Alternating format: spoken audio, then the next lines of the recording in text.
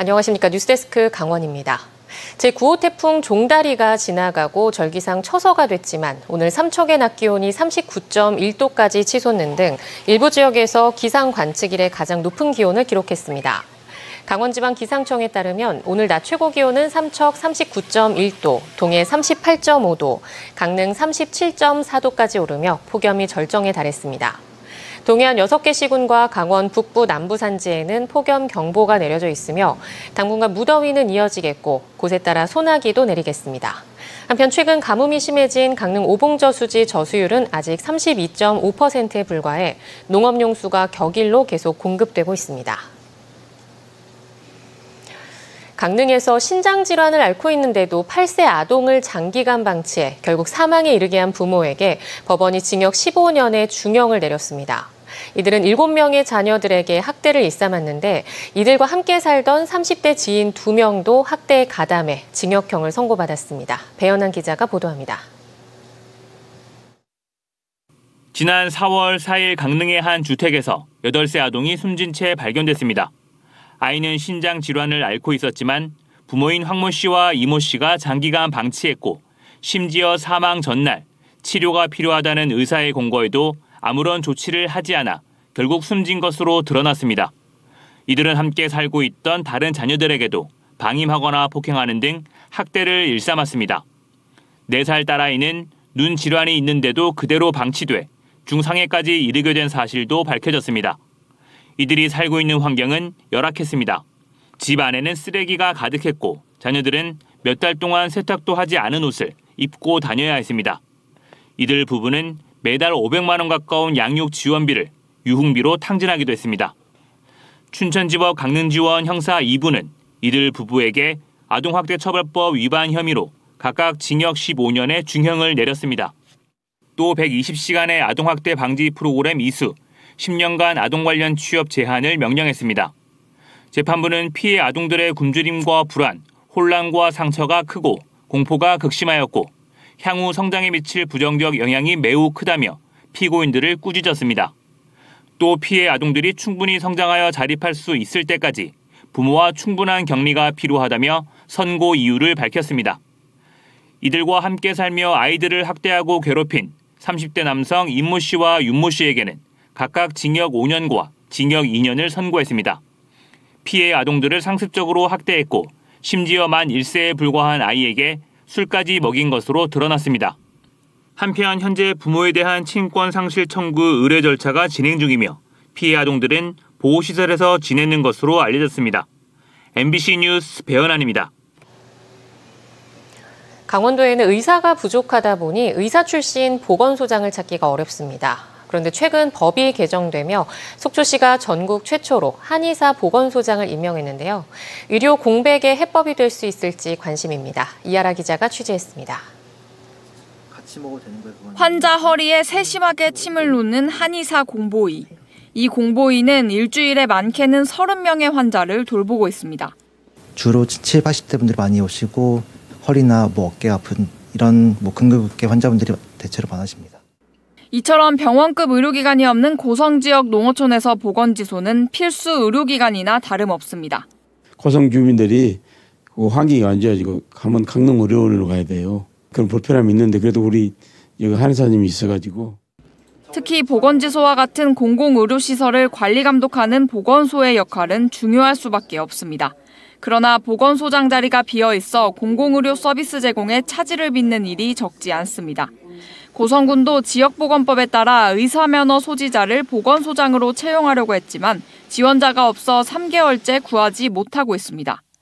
인구가 제법 많은 춘천시나 동해시도 각각 3차례 보건소장 채용 공고를 냈지만 여전히 공석입니다. 강릉시와 원주시는 의사 출신 보건소장을 찾지 못하자 보건직렬 공무원이 예외적으로 보건소장을 맡고 있습니다.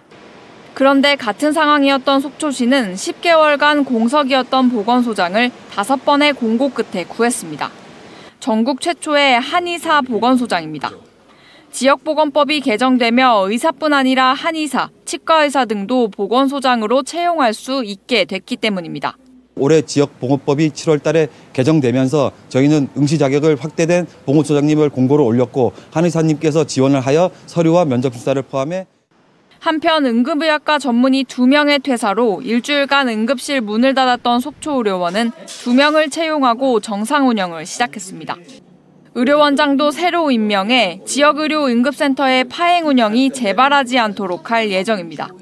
1억씩 이틀만 해갖고 이렇게 3억을 만들면 사실 그 정년 퇴임하신 교수님들이라든가 그분들을 좀 데려올 수도 있거든요. 보건소와 지방의료원, 지역 공공의료의 두 축이 흔들리는 가운데 지역 의료계가 빠진 자리를 겨우 채워가며 연명하고 있습니다. MBC 뉴스 이하라입니다. 2025학년도 대학 수학능력시험 원서 접수가 오늘부터 다음 달 6일까지 도내 115개 고등학교와 5개 시험지구 교육지원청에서 실시됩니다. 재학생과 졸업생은 출신 학교에서, 다른 시도 고교 졸업자와 검정고시 합격자는 관할 시험지구 교육지원청에 직접 접수하면 됩니다. 수험생은 9월 3일 오후 6시까지 온라인으로도 사전 입력할 수 있지만 온라인 입력 이후 현장 접수처에 방문 접수해야 수능 응시가 가능합니다. 올해 수능은 11월 14일 실시되고 성적 통지표는 12월 6일 배부됩니다. 코로나19 입원 환자가 지난주보다 늘었지만 증가세는 둔화한 것으로 나타났습니다.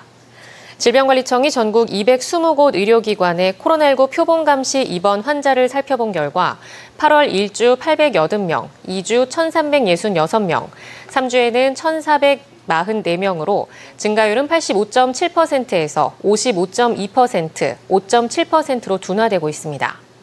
한편 정부는 예비비 3,268억 원을 긴급 편성해 코로나 치료제 6만 명분을 이번 주에 공급하고 자가검사 키트는 561만 개를 생산 유통 중이라고 밝혔습니다. 어린이들에게는 동심의 세계를, 어른들에게는 추억을 되돌아보게 하는 강릉 명주 인형극제가 개막했습니다. 다양하고 흥미로운 인형극 세계에 남녀노소 모두 빠져들고 있습니다. 홍한표 기자가 보도합니다. 남녀 연기자 사이로 황소 한 마리가 익살스러운 몸짓으로 춤을 춥니다. 화가 이중섭의 걸작 황소를 무대 위로 끌어올린 겁니다. 연극과 인형극이 결합한 명주 인형극제 개막작 이중섭의 편지입니다. 이중섭과 그의 일본인 아내 마사코의 편지를 토대로 사랑과 인생을 그려냈습니다. 장난꾸러기 발가락군. 날 놀리겠다면 질 수 없습니다. 턱이긴 아구리씨.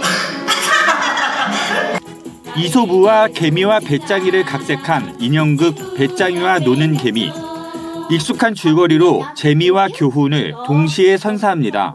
일을 열심히 해야지 밥을 많이 먹을 수 있다는 생각이 들었어요. 돈도 많이 벌고. 이제 아이들이랑 공연 보면서 정말 좋은 추억과 재밌는 경험 만들었습니다.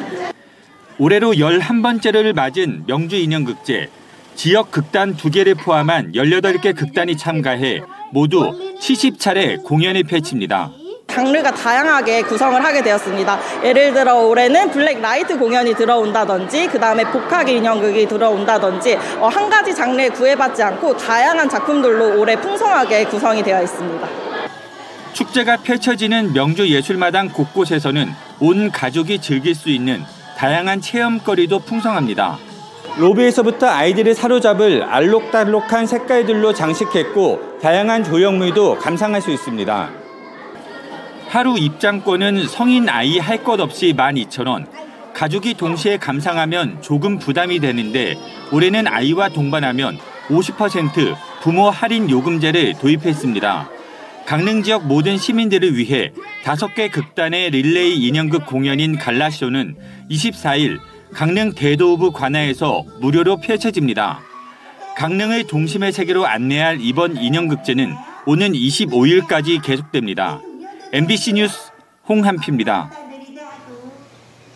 오늘 새벽 야외에 주차돼 있던 카라반에서 배터리에서 시작된 것으로 추정되는 불이 났습니다. 불은 신고 15분 만에 꺼졌지만 카라반 석 대가 불에 탔고 자칫 큰 화재로 번질 뻔했습니다. 유주성 기자입니다. 캠핑카 전용 주차장에 카라반 수십여 대가 촘촘히 주차돼 있습니다. 그 사이로 새까맣게 타버린 카라반이 눈에 띕니다. 천장은 아예 사라졌고 내부도 모두 불타 쓸 수 있는 물건이 하나도 남지 않았습니다. 화재가 시작된 것으로 추정되는 카라반은 완전히 불에 탔고 불이 주변으로 번지면서 피해는 더 커졌습니다. 화재가 난 건 오늘 새벽 4시쯤 주차돼 있던 카라반의 배터리에서 불이 시작된 걸로 추정됩니다. 불은 지나가던 행인의 신고가 접수된 지 15분 만에 꺼졌는데 다행히 사고 현장에 사람이 없어 인명피해는 없었습니다. 하지만 불길이 빨리 잡히지 않았다면 배터리가 설치돼 있는 인근 카라반들까지 불이 번져 더 큰 화재가 될 뻔했습니다. 비교적 기온이 높지 않았던 새벽 시간대 주차된 카라반에서 어떻게 불이 시작됐을까? 전문가들은 주차된 카라반, 사용 중이지 않은 배터리에서도 충분히 화재가 날 수 있다고 말합니다. 주차되어 있는 캠핑카라고 하더라도 과충전 상태로 오래 두거나 아니면 충격이 가해져서 그 배터리에 미세한 금이가 있거나 아니면 원래 배터리 자체의 결함이라든지 이런 원인에 의해서도 화재 폭발로 이어질 수가 있습니다. 배터리를 사용하는 캠핑카, 카라반 수요가 늘면서 관련 화재도 꾸준히 증가 추세를 보이고 있습니다.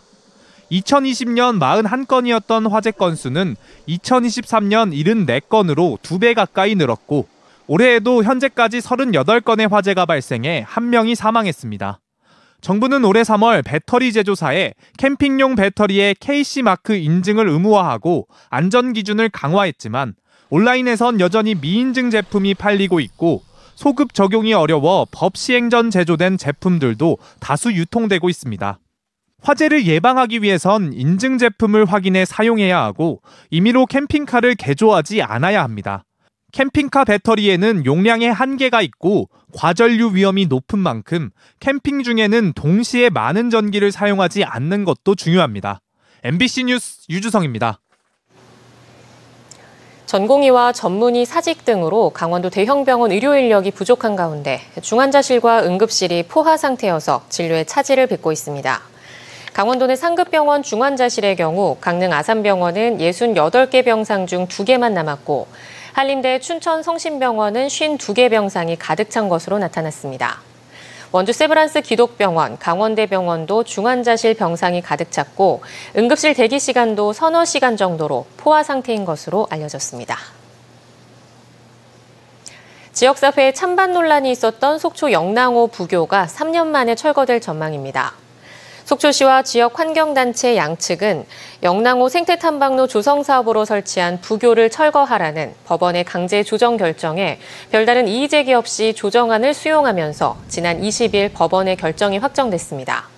법원의 강제 조정에 따라 속초시는 영랑호 부교 철거 비용 산정을 위한 용역에 나서는 등 철거 절차에 착수한다는 계획입니다. 고성군이 2025년 접경지역 신규 사업으로 국비 269억 원을 확보했습니다. 고성군은 특수상황 지역개발 사업으로 노후한 화로회센터 자리에 들어설 예정인 관광복합시설, 봉드레 포드레 수산관광센터 조성사업비 100억 원 가운데 80억 원을 확보했습니다. 또 접경권 발전 지원 사업에 송지호 동해 북부권 거점관광 자원화 사업과 갈벌들 하모니아 마을 조성 사업이 선정돼 국비 189억 원이 지원될 전망입니다. 정부가 고향사랑 기부제도 활성화를 위해 지난 6월부터 지정기부제를 도입했지만 실적이 적어 유명무실한 것으로 나타났습니다. 현재 지정기부제를 도입한 지자체는 전국 기초단체 12곳에 불과하며 광역자치단체는 전혀 참여하지 않았습니다. 강원도의 경우에도 강원도와 18개 시군 모두 지정기부제에 참여하지 않고 있습니다. K리그1 강원FC가 올 시즌 최다 관중 기록을 3차례 갈아치운 것으로 나타났습니다. 강원은 지난 6월 22일 김천 상무전에서 11,500여 명을 기록한 것을 시작으로 지난달 26일 전북 현대전 12,200여 명, 최근 광주FC전에는 13,100여 명을 기록했습니다. 또 구단 유니폼 판매 역시 아직 시즌이 한참 남았는데도 지난해 연매출 대비 2배 이상이라고 밝혔습니다. 한편 강원은 오는 24일 7시 반 FC 서울을 상대로 리그 5연승에 도전합니다. 국립강릉원주대학교 2023학년도 후기 학위 수여식이 열렸습니다. 이번 학위 수여식에서는 학사 283명, 석사 99명, 박사 20명 등 모두 402명의 졸업생에게 학위가 수여됐습니다. 또 경영정책과학대학원 최고경영자 과정 등 수료자 26명에게 수료증이 수여됐습니다. 태백 장성탄좌 클로징 앤 어게인백 행사 성공 개최를 기원하는 2024 산골음악회가 오는 24일 저녁 7시 태백 장성광업소내 특설무대에서 열립니다. 산골음악회는 지난 2008년부터 폐광 지역을 중심으로 다양한 뮤지션과 이웃들이 함께 만드는 라이브 콘서트로 이번 음악회에는 최백호, 빅마마 이지영, 싱어송라이터 한희정이 출연합니다. 강훈 뉴스 마칩니다. 시청해주신 여러분 고맙습니다.